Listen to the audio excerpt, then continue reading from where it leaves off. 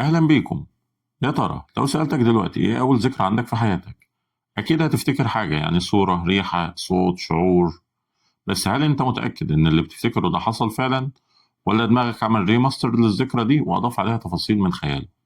النهاردة هنفتح ملف خطير جدا، ملف اسمه الذاكرة البشرية. وهتكتشف إن دماغك مش كاميرا، دماغك فنان بيعيد رسم الماضي كل مرة بطريقة مختلفة. أنا إسماعيل أحمد، ودي قناة الجانب الرمادي. يلا بينا نبدأ.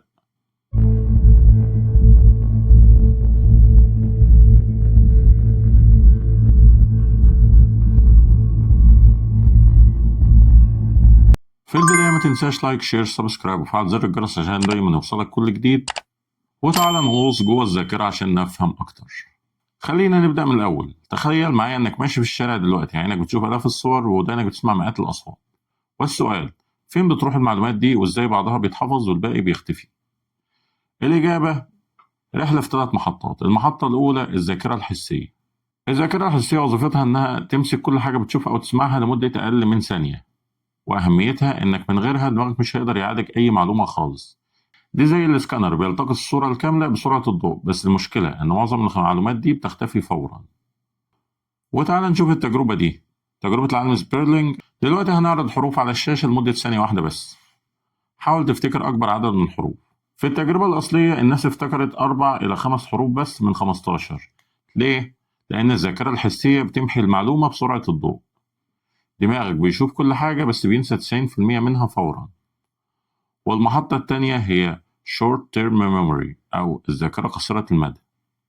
لو المعلومة عجبت دماغك ولفتت انتباهك بيحطها في المحطة التانية اللي هي الذاكرة قصيرة المدى.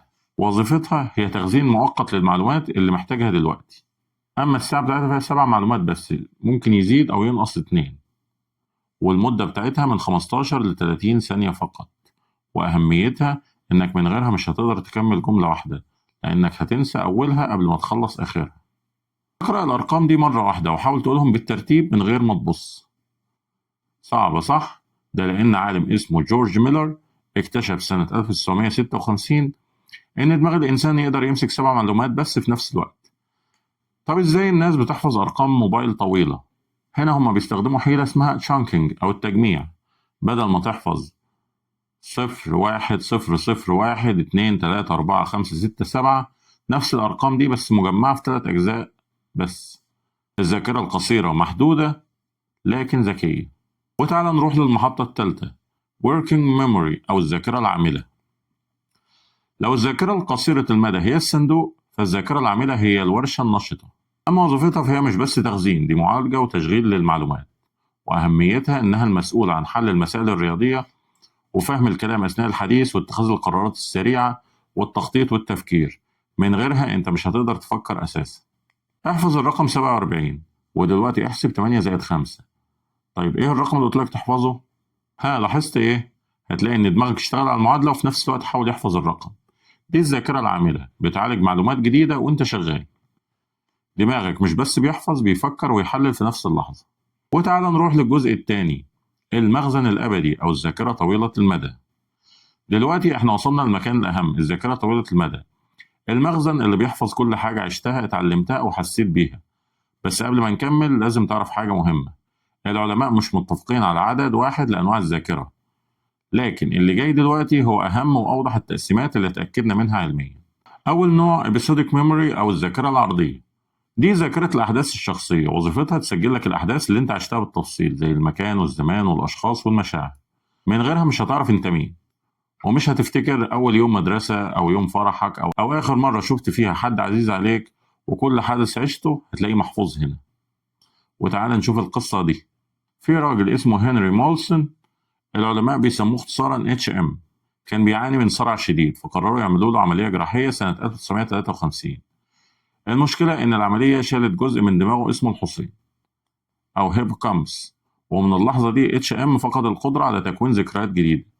كان بيفتكر كل حاجة قبل العملية بوضوح، لكن لو قابلك النهاردة وقابلك بكرة مش هيفتكرك. كل يوم بالنسبة له هو يوم جديد تمام. يعني الذاكرة العرضية محتاجة منطقة في دماغك اسمها الحصين، ومن غيرها انت عايش في حاضر أبدي بلا ماضي. تاني نوع هو سيمانتيك ميموري أو الذاكرة الدلالية. دي ذاكرة المعرفة العامة، وظيفتها تخزن لك الحقائق والمفاهيم والمعاني من غير ارتباط بحدث معين. ومن غيرها مش هتعرف أي حاجة عن العالم. يعني مثلا عاصمة مصر القاهرة، 2 زائد 2 يساوي 4، الأرض كروية، معنى كلمة الحرية. دي معلومات مش مرتبطة بحدث معين، بس أنت عارف. يعني مثلا أنت عارف إن القاهرة عاصمة مصر، بس مش فاكر اليوم اللي اتعلمت فيه المعلومة دي، صح؟ ده بقى الفرق بين الذاكرة العرضية اللي هي بتعرض لك أحداث، والدلالية اللي بتديك معلومات.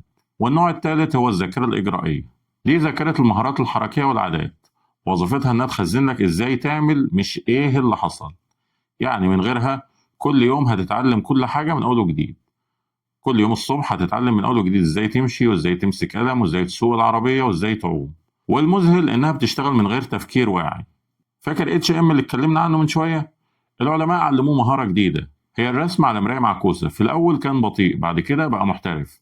لكن كل مرة يدخل المعمل كان بيقول أنا أول مرة أعمل ده، رغم إنه اتدرب عليها الأيام. يعني دماغه حفظ المهارة لكن نسي إنه اتعلمها. وده يعلمنا إن الذاكرة الإجرائية مستقلة تماما عن الذاكرة العرضية. جسمك بيفتكر حتى لو عقلك نسي. النوع الرابع الذاكرة الاستذكارية. دي ذاكرة قصة حياتك، بتقول لك أنت مين، وإيه اللي حصل لك، وإيه اللي شكل شخصيتك. وهي أخطر نوع ذاكرة، لأنها بتحدد أنت شايف نفسك إزاي. ودي فيها ظاهرة غريبة جدا اسمها نسوء الذكريات. العلماء اكتشفوا إن الناس بتفتكر أحداث من سن 10 ل 30 سنة أوضح من أي فترة تانية. ليه؟ لأن دي فترة الأوائل، أول حب وأول سفر وأول شغل وأول استقلال. دماغك بيحفر الذكريات دي بعمق لأنها كانت جديدة ومشحونة بالعاطفة. والنوع الخامس هو الذاكرة المستقبلية. لحد دلوقتي كنا بنتكلم عن تذكر الماضي بس في نوع ذاكرة اسمه تذكر المستقبل. الوظيفة إنها تفكرك إنك المفروض تعمل حاجة معينة في وقت معين أو عند ظروف معينة، ومن غيرها حياتك هتبقى فوضى كاملة. يعني مش هتفتكر ميعاد الدكتور، أو إنك تاخد الدواء، أو إنك تتصل بحد مهم، أو إنك تدفع الفواتير. يعني قول لي مثلا بسرعة، إمتى آخر مرة نسيت ميعاد، أو نسيت تاخد الدواء، أو نسيت تتصل بحد؟ ده لأن الذاكرة المستقبلية أصعب من الماضي. في تجربة، أعطوا ناس مهمة بسيطة، لما تشوف كلمة تفاح اضغط زر، وفي نفس الوقت شغلوهم بمهمة تانية معقدة. النتيجة إن معظم الناس نسيت تضغط الزر. يعني ببساطة دماغك شاطر في تذكر الماضي لكن بينسى المستقبل لو مشغول. ودلوقتي جه وقت الأنواع الخاصة من الذاكرة اللي هتقلب فهمك للذاكرة رأسا على عقب. أول نوع معانا هي الذاكرة العاطفية. يا ترى ليه بتفتكر يوم فرحك أو يوم حادثة مؤلمة أكتر من أي يوم عادي؟ لأن الذاكرة العاطفية وظيفتها إنها تقوي وتثبت الذكريات المشحونة عاطفيا، ومن غيرها مش هتتعلم من أخطائك ولا هتحتفظ بلحظاتك السعيدة. في جزء في دماغك اسمه اللوزة الدماغية أو أميجدال، بيحط ختم VIP على أي ذكرى مشحونة بعاطفة قوية. وفي تجربة عرضوا على ناس صورتين، صورة محايدة زي كرسي وصورة مخيفة زي حادثة سيارة، وسجلوا نشاط دماغهم. النتيجة إن الصور المخيفة اتخزنت أسرع وأوضح. ده يعلمنا إن العاطفة زي الهايلايتر اللي بتلون الذكريات عشان ما تتنسيش. لكن المشكلة إنها ممكن تبالغ وتخليك تفتكر حاجة أهم مما هي. النوع التاني هو الذاكرة البصرية المكانية. إزاي بتعرف الطريق من بيتك للشغل من غير GPS؟ وظيفة الذاكرة دي إنها ترسم لك خرائط ذهنية للأماكن وحفظ العلاقات المكانية، ومن غيرها هتتوه في كل مكان حتى لو رحت له 100 مرة. دماغك بيرسم خريطة ثلاثية الأبعاد لكل مكان بتروحه، وبيحفظ العلاقات بين الأماكن مش مجرد المسار. وفي تجربة تولمان سنة 1948، عالم اسمه تولمان حط فئران في متاهة. في البداية الفئران كانت بتتوه، لكن بعد كام يوم الفئران كونت خريطة ذهنية كاملة للمتاهة. ولما غيروا المتاهة الفئران لقت الطريق من أول وجديد. والدرس هنا إن دماغك مش بس بيحفظ المسار لكن بيفهم المكان. النوع الثالث اسمه الذاكرة الزائفة. دلوقتي هو الجزء الأخطر في الحلقة كلها، واستعد لأن الجاي هيخليك تشكك في كل ذكرياتك. وتعالى نسمع التجربة دي. إليزابيث ليفتس عالمة النفس عملت تجربة مرعبة. أخدت مجموعة من الناس وقالت لهم أهلك حكوا لي إنك ضعت في المول وأنت صغير. طبعا القصة دي كانت كلها كذبة كاملة، بس تخيل إيه اللي حصل. 25% من المشاركين بدأوا يفتكروا تفاصيل الحادثة المزيفة دي. واحد قال أيوة أنا فاكر كان في راجل عجوز ساعدني. واحدة تانية قالت كنت خايفة وبعيط. خد بالك كل ده من خيالهم. الدرس المرعب هنا إن دماغك ممكن يخترع ذكريات كاملة ويخليك تصدقها 100%. وده السبب إن المحاكم الحديثة بقت حذرة جدا من شهادات شهود العيان، مش لأنهم كذابين لكن لأن دماغهم صادق وهو بيغلط. شهود العيان ممكن يكونوا واثقين 100% في شهادتهم، لكن العلم أثبت إن الثقة مش دليل على الدقة. وده درس خطير جدا في الحياة مش بس في المحاكم. والنوع الرابع من الذاكرة هو ذاكرة الفلاش. في لحظات في حياتك بتحس إنك فاكرها بالتفصيل الممل. يعني مثلا أنت كنت فين لما سمعت عن 11 سبتمبر؟ وكنت فين لما حصلت ثورة يناير؟ دي اسمها ذاكرة الفلاش لأنها زي صورة فلاش واضحة. لكن المشكلة إن العلماء اكتشفوا حاجة: ذاكرة الفلاش دي غلط في 50% من الحالات. يعني أنت واثق إنك فاكر كل حاجة، لكن لما يتأكدوا من الحقيقة يلاقوا ذاكرتك حرفت التفاصيل. طيب بعد الرحلة المجنونة دي وعشان ما تتوهش مني، تعال نلخص الحقائق السبعة اللي لازم تعرفها. أولا، ذاكرتك مش كاميرا، هي فنان بيرسم الماضي من جديد كل مرة. اتنين، في أنواع كتيرة للذاكرة وكل نوع ليه وظيفة مختلفة تماما. تلاتة، الذاكرة الحسية بتشوف كل حاجة لكن بتنسى 90% منها في ثانية. أربعة، الذاكرة القصيرة تقدر تمسك 7 معلومات بس وممكن تستخدم الشانكينج اللي هو التجميع زي ما قلنا. خمسة، العاطفة بتقوي الذاكرة لكن ممكن تخدعك. ستة، ذاكرتك ممكن تخترع أحداث وهمية وتصدقها. سبعة، الثقة في ذاكرتك مش دليل على دقتها. وتعالى أقول لك نصايح تساعدك على تحسين ذاكرتك. النوم، الذاكرة بتتثبت أكتر أثناء النوم العميق. الرياضة بتزود تدفق الدم للحصين. التكرار المتباعد، ذاكر المعلومة على فترات مش مرة واحدة. الربط، اربط المعلومة الجديدة بحاجة تعرفها. القصص، حول المعلومة لقصة لأن دماغك بيحب القصص. وعشان تفهم أكتر أهمية القصص في حياتنا ممكن ترجع لحلقة القصص على القناة. التأمل بيقوي التركيز والذاكرة العاملة. التغذية، أوميجا 3 والمكسرات والخضروات الورقية مفيدة جدا للذاكرة.